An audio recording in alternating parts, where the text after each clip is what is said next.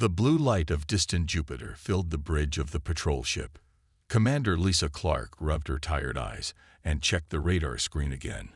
Another boring day in the Jupiter security zone, she thought.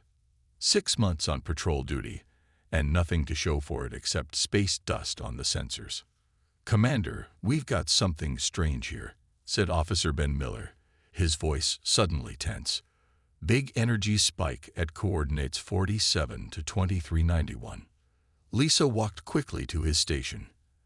"Asteroid collision." "No, ma'am. It's—" Ben paused as the ship's alarm began to blare. "It's massive, and it's not in our database." The main screen flickered to life, showing what appeared at first to be a small moon. But as the image cleared, Lisa's heart raced. The object was clearly artificial, a massive vessel with sweeping curves and strange glowing sections that pulsed with energy. It had appeared from nowhere, as if space itself had opened up to let it through. "Battle stations," Lisa ordered, keeping her voice calm despite the fear building inside her. "Alert Earth Defense Command. We have first contact." The crew moved with trained precision. Weapons came online, shields activated. They had trained for this moment, but no one truly believed it would happen. Humans had long wondered if they were alone in the universe. Today, they had their answer. "They're sending a transmission," Communications Officer Donna Walsh called out. "The universal translator is struggling, but it's working."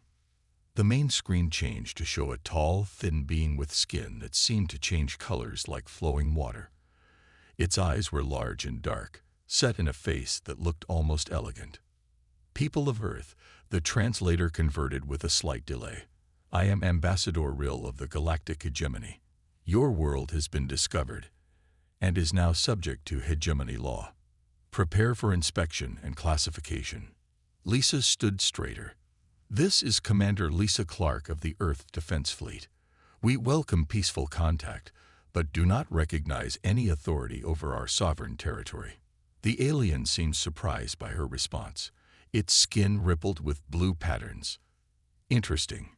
You have developed interplanetary capabilities without our detection. Most unusual." The alien studied something off-screen. "Our records show your species has engaged in 3 planetary wars. Violence is considered primitive among civilized beings." "We've learned from our past," Lisa replied carefully. "Our unity is stronger because of it." Within hours, the situation had escalated beyond Lisa's patrol ship. Colonel John Reeves, Earth's top diplomat, arranged a meeting at Armstrong Base on the Moon. The neutral ground seemed appropriate for humanity's first official encounter with alien life. 5 days later, John watched as 3 alien ships landed at the base. Ambassador Rill led a group of 7 aliens, each different in appearance, but all carrying themselves with an air of superiority. "Your facilities are adequate," Rill said, looking around the base's main conference room. "We have evaluated your civilization as Class C, technologically promising but culturally dangerous." "What does that classification mean?" John asked, keeping his tone respectful despite the obvious condescension. "Limited membership in the hegemony. Restrictions on military development and expansion beyond your current territory. Protection from truly dangerous species." Rill's skin now pulsed with gentle yellow lights. 17 advanced species form our coalition. We have ruled this arm of the galaxy for over 12,000 years. John listened carefully as the terms were explained. The aliens offered technology and knowledge, but the price was human freedom. The meeting lasted 6 hours. When it ended, John delivered the carefully considered response from Earth's unified government. "We respectfully decline these terms. Earth and its colonies will remain independent."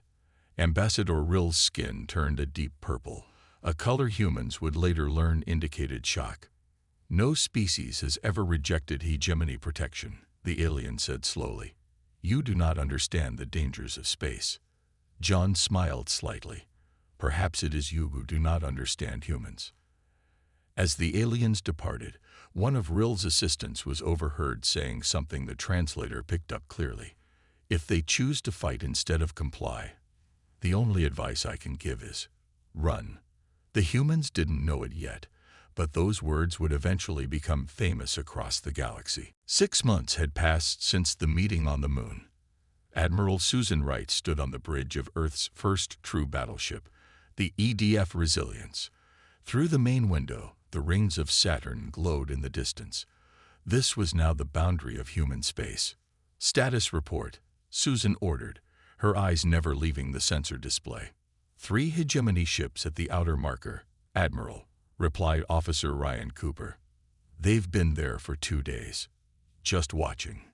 Susan nodded. The aliens had placed an embargo on Earth after the humans refused their terms. They expected Earth to give in quickly when cut off from potential trade with other worlds. They were wrong. "Any word from Mars shipyards?" she asked. "Yes, Admiral. Dr. Martinez reports the new engines are ready for testing." This was the news Susan had been waiting for. Dr. Alan Martinez was Earth's brightest scientist. While the diplomatic meetings were happening, he had secretly scanned the alien ships. Those scans revealed how their faster-than-light drives worked. Now humans had their own version. "The aliens think we're stuck in our system," Susan said with a small smile. "They're in for a surprise." Meanwhile, near Jupiter's moon Europa, a human mining ship worked to collect ice for the colonies. Captain Joe Fisher didn't see the hegemony cruiser approach until its shadow fell across his ship. "Human vessel," came the transmission. "This area is now restricted by order of the Galactic hegemony. Leave immediately." Joe frowned. His ship was clearly in human territory.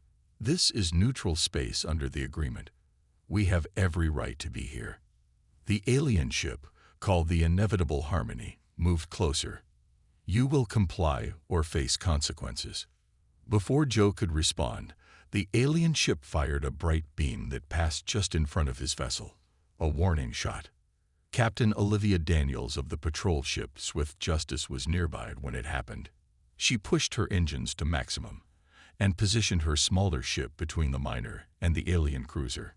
"Hegemony vessel, this is Captain Daniels of Earth Defense. Your actions violate the neutral zone agreement. Stand down immediately." The alien commander's voice was cold. "Human ships have no authority to give orders to the hegemony." Without warning, the alien ship fired again. This time, not as a warning. Olivia's quick thinking saved her ship. She rolled the Swift Justice to the side and returned fire. Her weapons hit with surprising accuracy, disabling the alien's main guns without destroying the vessel.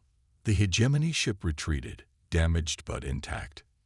News of the incident spread quickly. On the hegemony homeworld, the ruling council gathered in their grand chamber. "Impossible," shouted Supreme Governor Zix, his tentacles waving in anger. "How could one primitive ship disable a cruiser's weapons?" Ambassador Rill's skin showed patterns of concern. "We may have underestimated them. Their technology is advancing faster than predicted." Another council member spoke up. "In our 12,000-year history, only the ancient Praxians ever matched our technology, and they are long extinct. These humans study war as an art form," Rill said quietly. "While we have enjoyed peace for millennia, they have constantly prepared for conflict." Zix moved to the center of the chamber. "They must be contained before they become a true threat. I propose immediate action." The vote was unanimous. The hegemony would no longer wait for humans to accept their place. They would force compliance. Back on Earth, Dr. Martinez worked with his team in the underground lab. The new engine glowed with blue energy as it powered up for the first time.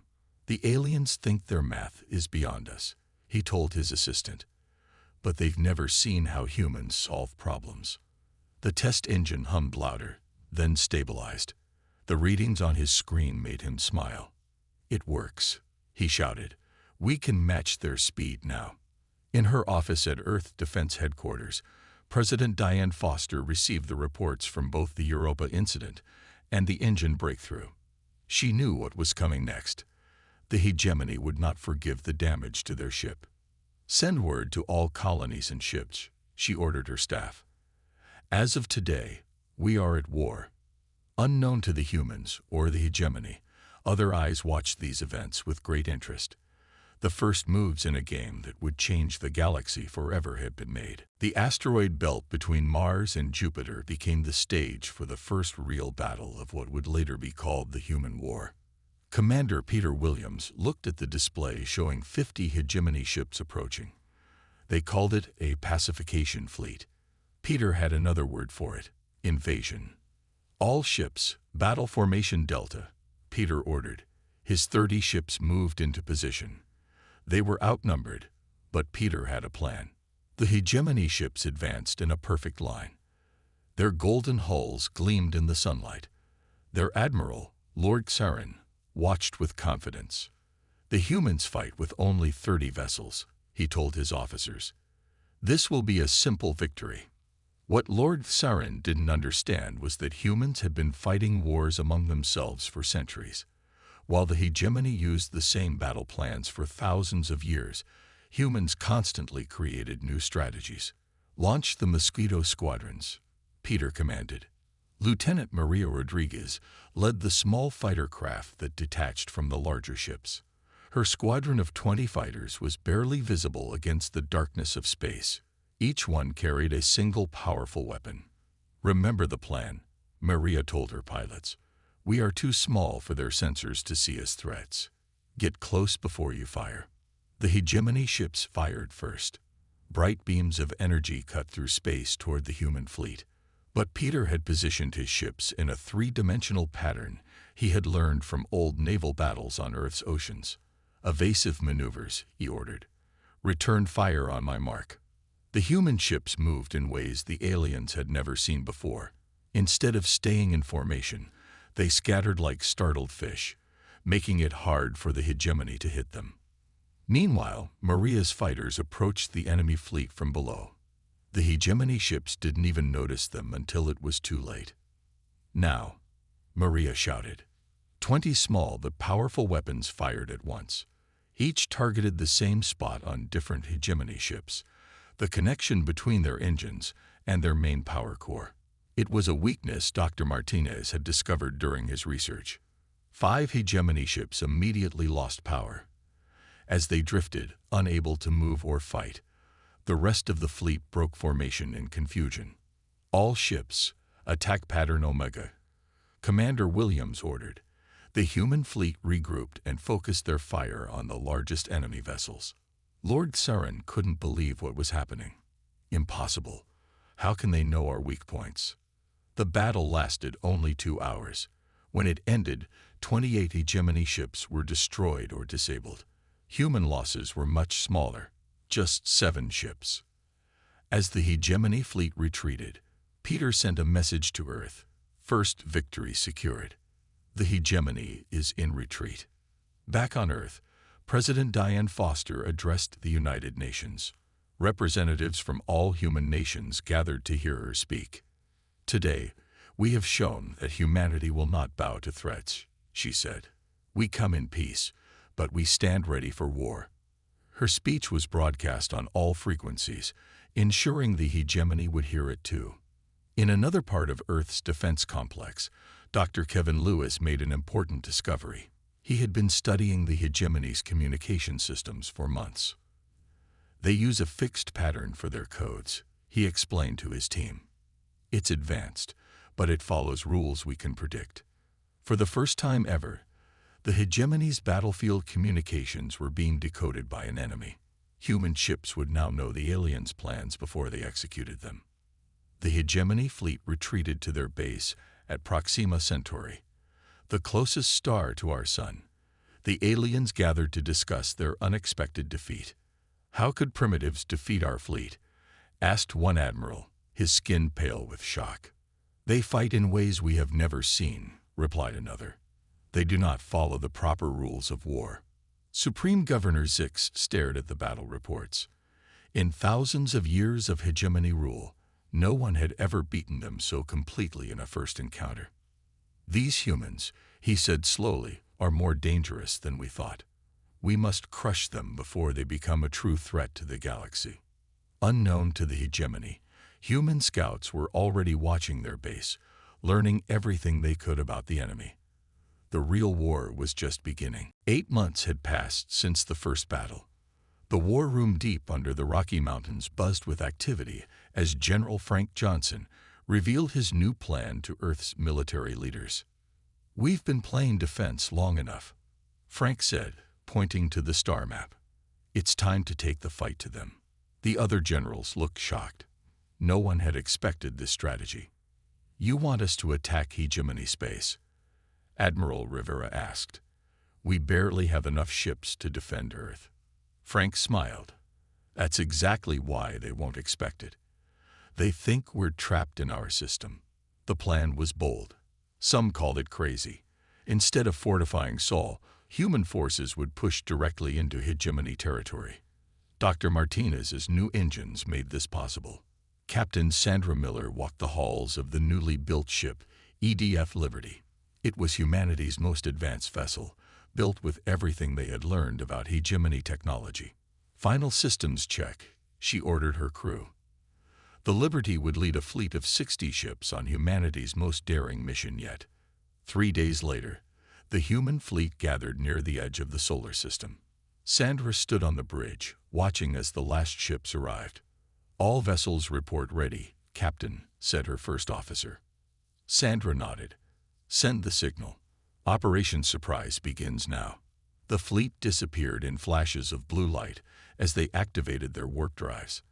For the first time, humans left their solar system at speeds faster than light. In hegemony space, near Alpha Centauri, the alien defense grid operator couldn't believe what he was seeing. 60 unknown ships had just appeared behind their lines. "Impossible," he shouted. "Sound the alarm." But it was too late. The human fleet was already moving toward their supply bases. On the Liberty, Sandra gave her orders. "Target their fuel depots and shipyards only. No civilian targets." William Cooper, a military historian who had joined the mission, had advised this approach. "If we attack their people, we become the monsters they think we are," he had explained. "But if we only hit military targets, we show them we have honor." The hegemony had never faced an enemy inside their territory. Their ships scrambled in confusion as humans struck with precision and speed. At the same time, Dr. Elizabeth Brown activated her newest invention from the Liberty Science Bay. The harmonic disruptor sent waves of energy that made the crystalline power cores in hegemony ships vibrate at dangerous levels. "Power levels dropping on all enemy vessels in range," she reported. One by one, the alien ships went dark, disabled but not destroyed. The crews were shocked to receive messages from the humans offering to rescue them before their life support failed. The most daring part of the mission came when Major Richard Harris led his Special Forces team to the hegemony's communication hub at Rigel IV. They slipped past the guards and reached the main control room. "We have 15 minutes before they realize we're here," Richard told his team. "Work fast." Instead of destroying the hub, they reprogrammed it. When they finished, the hub began broadcasting human terms for peace across all hegemony channels. The terms were surprisingly generous, offering the aliens a way to end the fighting without shame. In the Hegemony Council chamber, panic spread as reports came in. "How did they get past our defenses?" Supreme Governor Zix demanded. "They move in ways our systems aren't designed to detect," a military advisor explained. "They don't follow standard attack patterns." Council member Vreen, who had always been more cautious about the war, spoke quietly. "Perhaps we have made a terrible mistake in judging these humans." "What do you mean?" asked another council member. "We thought them primitive because they fought among themselves," Vreen said. "But that fighting taught them things we have forgotten in our thousands of years of peace." For the first time in their history, the hegemony faced an enemy they didn't know how to defeat. And worse, the humans weren't trying to destroy them. They were offering peace from a position of strength. The galaxy was changing, and the hegemony wasn't sure it would survive the transformation. Commander Nicole Bennett couldn't believe her eyes as she walked through the abandoned hegemony archive. The building stretched for miles under the surface of the desert planet. Her team had found it after intercepting communications about a secret facility. "Look at all these records," she said, her voice echoing in the vast hall. "This place must hold the history of the entire galaxy." Her science officer, Harry Phillips, carefully examined a glowing crystal display. "I think I can access their database with our translation software." The war had entered its second year. The hegemony had stopped their major attacks after the human counteroffensive, but peace talks were moving slowly. Both sides were looking for any advantage. "Try to find information about Earth," Nichols suggested. "Maybe there's something here that can help end this war." Gary worked for several hours while the rest of the team secured the facility. Suddenly, he called out, "Commander, you need to see this." Nichols rushed over. On the screen was an image that made her freeze. It showed beings that looked exactly like humans, standing alongside the ancestors of the current hegemony species. The date stamp translated to over 50,000 years ago. "This can't be right," she whispered. "There's more," Gary said, bringing up text files. "According to this, humans weren't newcomers to galactic society. We were one of the founding species of the original Galactic Alliance." Nichols read quickly through the files. The story they told changed everything they knew about human history. A massive disaster had struck the galaxy 50,000 years ago. Earth had been cut off, its people reduced to a primitive state, while the rest of the Alliance evolved into the hegemony. "They knew," she said, anger rising in her voice. "They knew all along what we were." Professor Eric Hamilton, the team's archaeologist, discovered even more shocking information. "These records say humans were known as the greatest warriors in the galaxy. The other species both feared and respected us." "Why would they hide this?" asked Gary. "Because they were afraid of us returning to space," Nichols realized. They'd been lying to their own people for thousands of years. Within days, Nichols' team had copied the most important records and returned to human space. The information was presented at the peace talks on the neutral world of Ta City II. Ambassador Heather Gordon placed the evidence before Hegemony Ambassador Quell. "Would you care to explain why your people lied about our history?" The alien's skin turned a deep purple, the color of shame. "Not all of us knew," Quell admitted. "This knowledge was kept even from most hegemony citizens.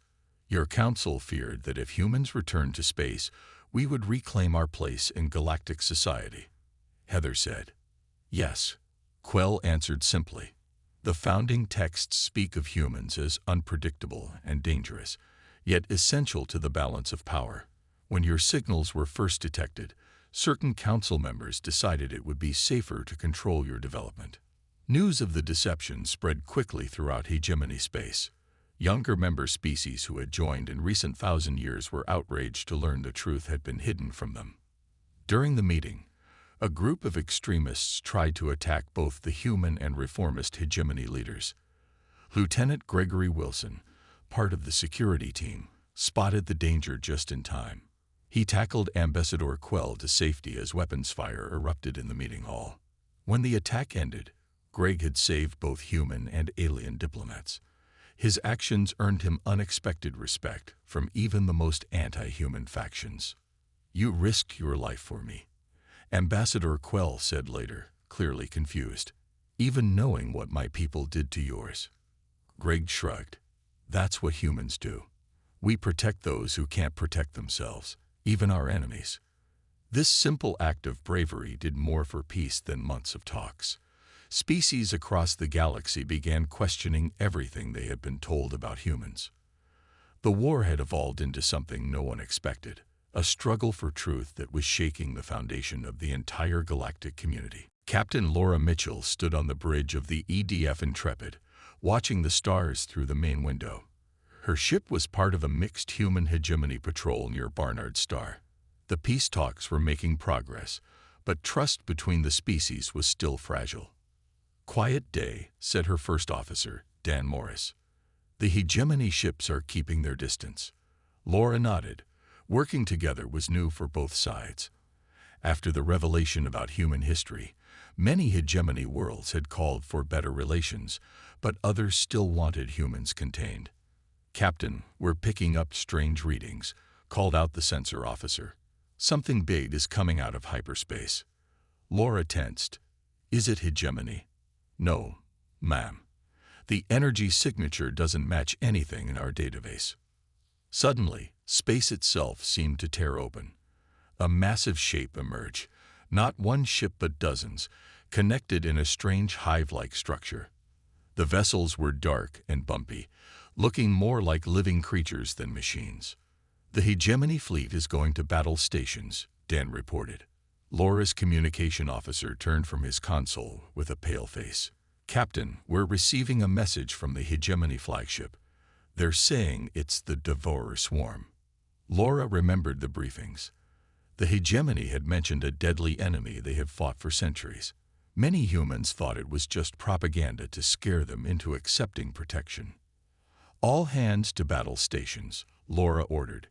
"Contact Earth Command and inform them of the situation." Before anyone could act, the strange ships launched smaller craft that headed straight for the hegemony vessels. Their attack was swift and brutal. The largest hegemony ship took heavy damage, its shields failing under the assault. Laura faced a critical decision. Her orders were to observe the hegemony but not engage in their conflicts. The safe choice would be to retreat and protect human interests. But something else guided her decision. Something deeply human. "Target those attacking ships," she commanded. "Protect the hegemony flagship." Her crew looked surprised but moved quickly. The Intrepid surged forward, its weapons firing at the strange organic ships. Two other human vessels followed Laura's lead, forming a defensive line in front of the damaged hegemony ship. "The Devourer ships are turning toward us," Dan warned. "Hold position," Laura ordered. "We need to give the hegemony time to repair their shields." The battle became desperate. The Devourer ships seemed able to heal damage, their hulls regenerating after hits. Standard weapons slowed them but didn't stop them. On the engineering deck, Chief Jason Parker watched the power readings with growing concern. "Our weapons aren't doing enough damage," he told his team. "But maybe we don't need to destroy them." He called the bridge. "Captain, their ships appear to be biological.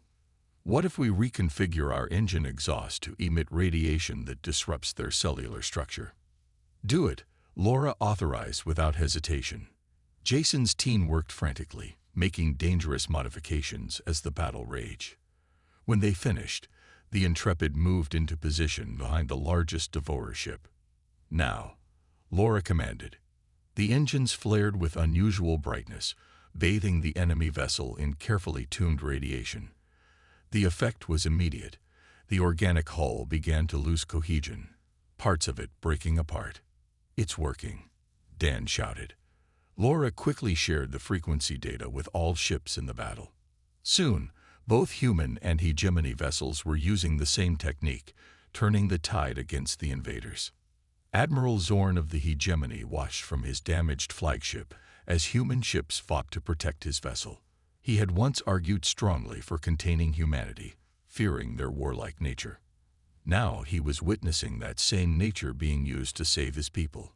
When a Devourer ship broke through and headed straight for his crippled flagship, 3 human vessels intercepted it, taking heavy damage themselves to protect the alien craft. As the enemy finally retreated, damaged hegemony ships limped toward safety. To everyone's surprise, their commanders requested permission to dock with human vessels for emergency assistance. For the first time, aliens who had feared human aggression were seeking human protection.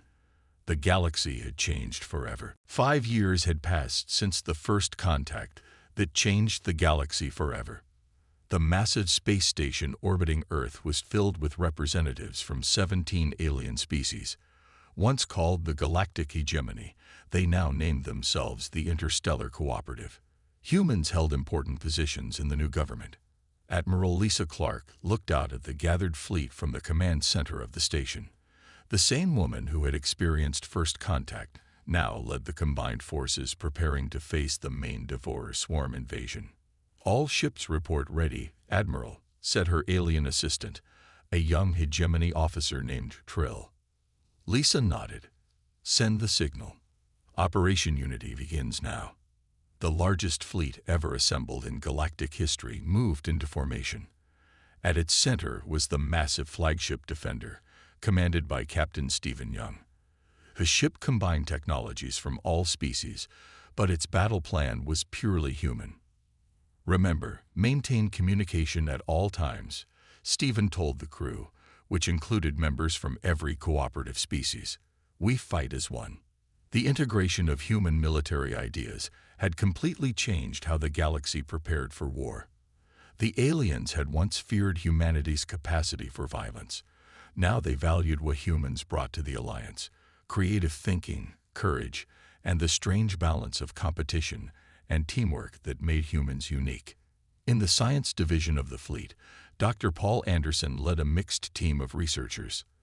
Their work had unlocked ancient technologies described in the records discovered years earlier. The old alliance between humans and aliens had created wonders that were lost for 50,000 years. "The Devourers are approaching Epsilon Eridani," reported the fleet's sensor operator. "Exactly as our intelligence predicted. All ships, battle formation Delta," ordered Lisa. The fleet moved with perfect coordination, each ship knowing its place in the complex dance of combat. The human concept of three-dimensional fighting had been hard for some alien species to grasp, but now they excelled at it. When the Devourer main force arrived, it was massive. Thousands of the organic ships moving as one giant organism. In the past, such a sight would have caused panic among the hegemony forces. But today, they held firm alongside their human allies. "Launch fighters," Stephen ordered from the Defender. Squadrons of small ships swarmed from the larger vessels, led by pilots from all species. They had trained using human combat techniques, flying with an aggression and creativity that confused the Devourers. The battle raged for hours. The cooperative fleet took losses but maintained formation. The strategy developed by human military planners worked perfectly. Each move anticipated the Devourers' response and countered it before it happened. "They're retreating," came the excited call from the tactical station. Cheers erupted across the fleet. For the first time, the Devourers had been decisively defeated. The combined strength of humans and their former enemies had accomplished what neither could have done alone. 1 week later, Supreme Counselor Zix, once humanity's greatest opponent, addressed the gathered ships with a message transmitted to every world in the cooperative. "For 12,000 years, we believed ourselves the pinnacle of civilization," the alien leader said. "We feared humans for their warrior nature. We advised each other to run from their aggression." Zix's skin flickered with patterns of deep blue, the color of profound respect in his species. "Now we understand what we truly witnessed," he continued. "Not mindless violence, but the unbreakable will to protect what they value. Today, we stand grateful that when we told them to run, they instead chose to stand and fight, not just for themselves, but for all of us." The first human war had indeed shaken the galaxy, but not as anyone had predicted. It had forced an ancient civilization to confront its stagnation and reminded them of something they had forgotten over millennia of peace. Sometimes survival requires the warrior's path. As the combined fleet returned to Earth for the victory celebration, ships from all 17 alien civilizations formed an honor guard around the planet that had taught the stars how to fight again. The same humans they had once feared as dangerous primitives were now their most valued allies. The galaxy would never be the same again. End.